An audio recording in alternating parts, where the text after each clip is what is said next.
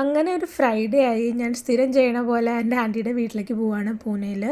ഞാൻ വേറൊരു സ്ഥലത്ത് വന്ന് താമസിക്കാൻ തുടങ്ങിയപ്പോൾ എനിക്ക് ഏറ്റവും ഫേസ് ചെയ്തിട്ടുള്ളൊരു പ്രശ്നം എന്ന് വെച്ചാൽ നമ്മുടെ നാടും വീടൊക്കെ മാറി നിൽക്കുമ്പോൾ ഉണ്ടാവണ ആ ഒരു നമ്മുടെ എന്നൊരു ഫീലിംഗ് ഉള്ളതാണ്. അപ്പോൾ ഞാനവിടെ പോയി. ഇത് പിറ്റേ ദിവസമാണ്. അമ്മിണി രാവിലെ എണീറ്റ് പനീറൊക്കെ ഉണ്ടാക്കി. ഞാൻ ഉച്ചയ്ക്ക് കിടന്ന് ഉറങ്ങി. അത് കഴിഞ്ഞിട്ടൊരു കോഫിയൊക്കെ കുടിച്ചു. കോഫി കുടിക്കുമ്പോൾ എനിക്ക് എന്താണെന്നറിയില്ല, എനിക്കൊരു പ്രത്യേക ടൈപ്പ് സുഖമാണ്. അന്ന് അവിടെ മഴ പെയ്യാൻ വേണ്ടിയിട്ട് ഓൾമോസ്റ്റ് റെഡി ആയിരുന്നു. നല്ല ഇടിവെട്ടൊക്കെ ഉണ്ടായിരുന്നു. നാട്ടിലും മഴ പെയ്തു എന്നൊക്കെ ഞാൻ കേട്ടിരിക്കുന്ന സമയമായിരുന്നു.